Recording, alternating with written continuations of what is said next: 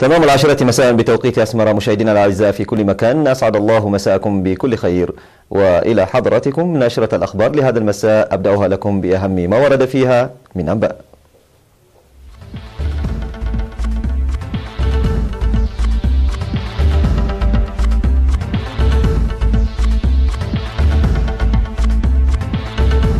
وفد إريتريا يلتقي قوى الحرية والتغيير السودانية. مراسم تشييع جثمان نيافة الأنبا أثناتيوس. حماية التربة والمياه في مندفرة. إيران ترفع مستوى إنتاج اليورانيوم منخفض التخصيب. الأمريكيون يتراجعون أمام هواوي. والناتو يتجه للاستثمار في التكنولوجيا الحديثة. وفي نشرة أنباء أخرى متفرقة معكم فيها نور الدين خليفة. إلى حضراتكم الأنباء بالتفصيل. التقى وفد إريتريا عالي المستوى الذي يضم وزير الشؤون الخارجية السيد عثمان صالح ومستشار الرئيس السيد أماني جبرآب بممثلي قوى الإعلان حرية والتغيير السودانية. وأوضح ممثلو قوى الحرية والتغيير في السودان في اللقاء الذي جرى في الخرطوم في 20 من مايو رضاهم لزيارة الوفد الإريتري، وقدموا توضيحا حول رؤاهم للفترة القادمة وتطورات المفاوضات مع المجلس العسكري الانتقالي. وأعرب الوفد الإريتري عن أمنياته الطيبة لتكون المفاوضات لمصلحة السلام والاستقرار والتنمية في السودان. وكان الوفد الإريتري على المستوى الذي قام بزيارة عمل ليومين لجمهورية السودان قد التقى يوم 19 من مايو رئيس المجلس العسكري السوداني ونائبه، وبحث تطورات الأوضاع في السودان. احتفل الإريتريون المقيمون في كل من بريطانيا وإيطاليا وكندا وأستراليا بحلول الذكرى 28 لعيد الاستقلال تحت شعار الثبات على الصمود للتنمية. وأفادت المعلومات الواردة من لندن بأن الاحتفال الرائع المنظم في 20 من مايو الجاري، والذي شارك فيه أكثر من 2000 مواطن، كان أبرز تنشئة الأطفال بقيم وطنهم وحفل بالأغاني التراثية. وقال سفير إريتريا في بريطانيا وإيرلندا السيد ستيفانوس هابتماريام إن ما يميز احتفال هذا العام هو أنه يحتفل به في الوقت الذي انتصر فيه الشعب الإريتري على كافة العدائيات والمؤامرات المحاكة لإركاعه وإضعافه. وذكر بأن صمود وتصدي الشعب الإريتري تعد من أهم العناصر المؤدية إلى هذا الانتصار. وقال الآن أيضا لا شك في أنه سيتم صناعة المعجزات بصمودنا في البرامج التنموية. من جانبه أوضح رئيس الجمعية الإريترية والبريطانية السيد أحمد محمد بأن الحفل يلعب دورا كبيرا في توريث الثقافة الإريترية المتميزة والراقية إلى الأجيال المتعاقبة، إضافة إلى تقوية الوحدة الوطنية. في غضون ذلك أشارت المعلومات الواردة من مدينة ميلانو الإيطالية وضواحيها إلى احتفال الإريتريين بالمناسبة بحفاوة كبيرة، وقد شارك في الحفل العديد من أصدقاء إريتريا من الأجانب. وألقى سفير إريتريا في إيطاليا السيد فساتين كلمة أوضح فيها بأن المرحلة الراهنة هي مرحلة تسير فيها بكافة القدرات للتطور المستدام. وأوضحت المعلومات الواردة بأن التنظيم والتأطير الإريتري القوي وترابطهم المتميز نال إعجاب واستحسان المشاركين من الأجانب. كما احتفل الإريتريون في مدن تورونتو وكيتشر الكندية في 19 من مايو بحلول الذكرى 28 لعيد الاستقلال بأسلوب يبرز حبهم الوطني العميق وترابطهم القوي. وأشار مسؤول الشؤون القنصلية سيد أحمد إمام إلى استثنائية احتفال هذا العام، منوها إلى الدفع بقوة لتعزيز الجهود الجارية من أجل مضاعفة آفاق السلام والتعاون الجارية في المنطقة. في غضون ذلك احتفل الإريتريون في ميلبورن الأسترالية بعيد الاستقلال بروح وطنية عالية. وقال قنصل إريتريا العام في أستراليا السيد محاري تخسته إن احتفال هذا العام له ميزة خاصة باعتباره يحتفل به في الوقت الذي نجني فيه ثمار صمودنا، موضحا بأن الشعب الإريتري ومع أنه شعب متحضر وينظر إلى المدى البعيد يحتل مكانة خاصة في التاريخ بصموده.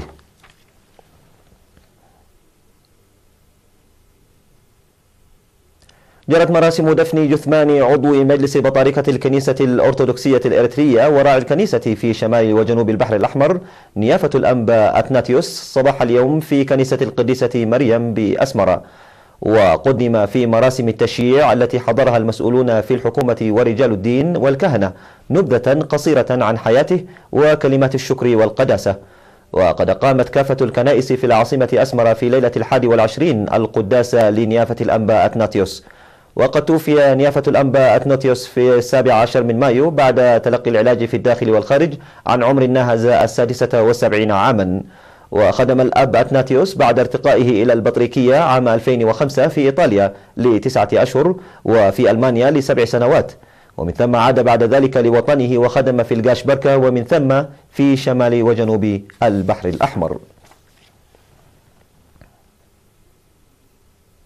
أعلن مسؤول التنمية الاقتصادية في مديرية مندفرة السيد مأكل تسفا ميكائيل عن تنفيذ 57 من الخطة الموضوعة لحماية التربة وحفظ المياه وتمهيد الأراضي الزراعية، وأشار إلى وضع خطة لبناء المدرجات في مساحة 700 هكتار من الأراضي الزراعية والجبال المجدبة، وقد أنجز العمل في مساحة 400 هكتار بمشاركة سكان 67 قرية منذ شهر مارس المنصرم.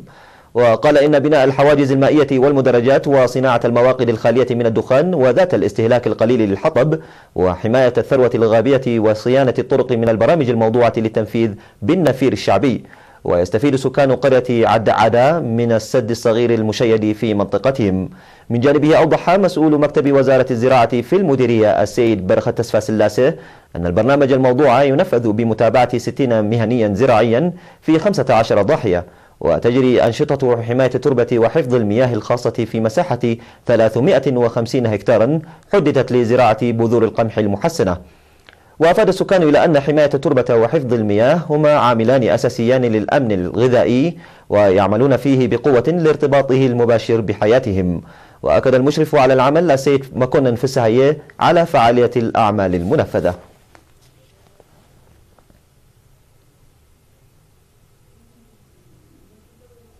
عقد سفير إريتريا في كينيا السيد بياني روسوم وسفيرة إريتريا في فرنسا السيدة هانا سيمون سيمينارا حول الأوضاع الراهنة في البلاد.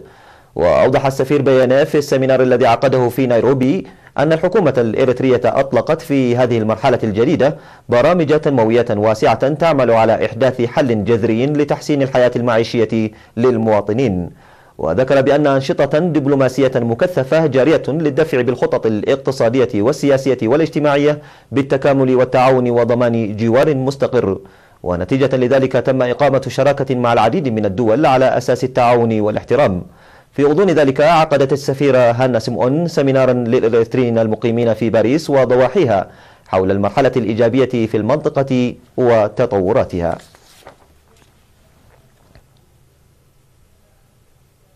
انتخب سكان ضواحي دق قرورة وأمهميمة وأفلاق بمديرية قرورة قضاة المحاكم الأهلية ولجان الصلح. وأوضح مدير المديرية السيد صالح محمود أن أنشطة التوعية المنفذة مسبقا ساهمت لنجاح عملية الانتخابات، وأشار إلى الهدف من الانتخابات لحصول المواطنين على الخدمات العدلية عن قرب. وستتواصل انتخابات قضاة المحاكم الأهلية ولجان الصلح في الضواحي المتبقية الشهر القادم، وأن التأخير جاء بسبب حياة الترحال التي يزاولها السكان. أجرى سكان مدينة مصوع نفيرا للنظافة البيئية بمناسبة عيد الاستقلال، وشمل البرنامج الذي رافقته آليات ثقيلة على دفن أماكن توالد البعوض والبرك وإزالة أشجار المسكيت ونظافة الشواطئ البحرية من النفايات وخاصة البلاستيك. وأوضحت لجنة النظافة بالمدينة عن مشاركة أعضاء فروع الوزارات والموظفين في الإدارة والاتحادات الوطنية والمؤسسات. وذكر المشاركون بأن أعمال النظافة المنتظمة في مختلف الأوقات ظلت تؤتي أكلها على أرض الواقع، داعين إدارة المدينة لضمان استمراريتها. في غضون ذلك نظمت في 9 مديريات بإقليم عنسبة وقلوج وكلية حمى المال الزراعية برامج التوريث الهادفة للشباب وغيرها من البرامج، حيث شملت البرامج المنظمة في 16 و17 على البرامج الثقافية والفنية والأفلام الوثائقية، وبرامج توضح حملة الهجرة والأعمال السرية التي كانت تستهدف ثكنات العدو عبر المناضلين القدامى. أعزائنا المشاهدين، كانت تلك أخبارنا الداخلية. فاصل قصير وأوفيكم بالأخبار العالمية، رجاء ابقوا معنا.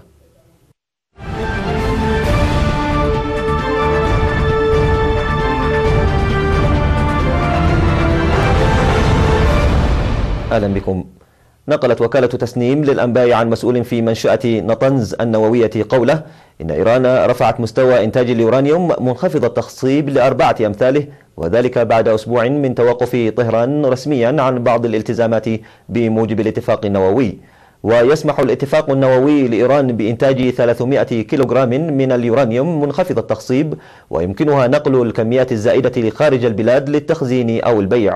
وقالت إيران هذا الشهر إن الحد الأقصى للإنتاج لم يعد ملزما عليها بعد أن قلصت التزاماتها ردا على انسحاب الولايات المتحدة أحاد الجانب من الاتفاق. هذا وحثت إيران الولايات المتحدة على التحدث مع الجمهورية الإسلامية باحترام وليس بالتهديد بالحرب، وذلك بعد يوم من تهديد الرئيس الأمريكي دونالد ترامب لطهران في تغريدة أثارت القلق بشأن احتمال نشوب حرب بين البلدين. ونقلت وكالة الجمهورية الإسلامية الإيرانية للأنباء عن الرئيس الإيراني حسن روحاني قوله إنه يحبذ المحادثات والدبلوماسية لكنه لا يقبلهما في ظل الظروف الراهنة.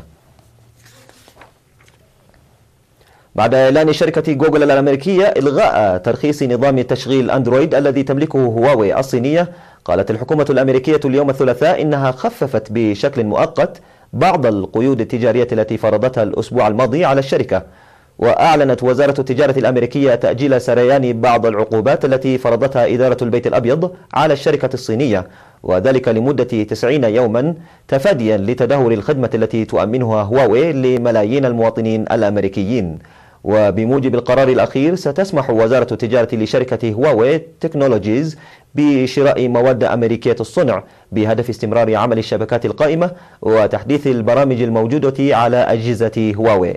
وفي ظل الأوضاع الراهنة والحرب التجارية بين بكين وواشنطن، لا يبدو أن الولايات المتحدة ستكون منفتحة على إعطاء الشركة الصينية تراخيص جديدة، ومن غير المعروف إذا ما كانت هواوي اتخذت القرار بالقتال لكسب السوق الأمريكي. وتقول الحكومة الأمريكية إنها فرضت القيود على الشركة الصينية بسبب تورطها في أنشطة تتعارض مع الأمن القومي أو مصالح السياسة الخارجية الأمريكية. أعلن حلف شمال الأطلسي الناتو أن وكالة الاتصالات والمعلومات التابعة له تخطط لاستثمار 1.5 مليار دولار في فرص تجارية متعلقة بالتكنولوجيا الجديدة على مدى الأشهر 18 المقبلة. وأوضح البيان أنه خلال عام ونصف تخطط الوكالة لمنح عقود في مجالات الأمن الإلكتروني والاستخبارات المشتركة والمراقبة والاستطلاع والاتصالات عبر الأقمار الاصطناعية. وانطلق في العاصمة النرويجية أوسلو مؤتمر لحلف شمال الأطلسي للتدريب الفردي والتعليم بمشاركة ما يزيد على 700 شخص من ممثلي الحكومات والعسكريين ورجال الصناعة لمناقشة الشراكات المحتملة وفرص العمل المقبلة. ويركز المؤتمر الذي يستمر أعماله على مدى 3 أيام على تطوير التكنولوجيا والممارسات التجارية لتعزيز عمليات الناتو. يسافر عشرات الأشخاص من دول مختلفة للمنافسة على بطولة اللحية والشارب الدولية التي تعقد مرة كل عامين في دولة مختلفة. وعقدت المسابقة هذا العام في مدينة أنتويرب البلجيكية، وعرضت نماذج مختلفة وغير مألوفة للحية والشارب. وتتنوع أشكال الشوارب واللحى بصورة لا تراها مجتمعة إلا في تلك المسابقة.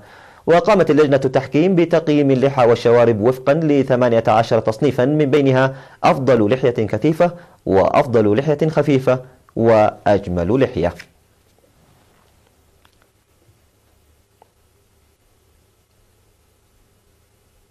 بهذا مشاهدينا الكرام نختم نشرة الأخبار لهذا المساء من الفضائية الإرثية. لكم تحياتي، في أمان الله.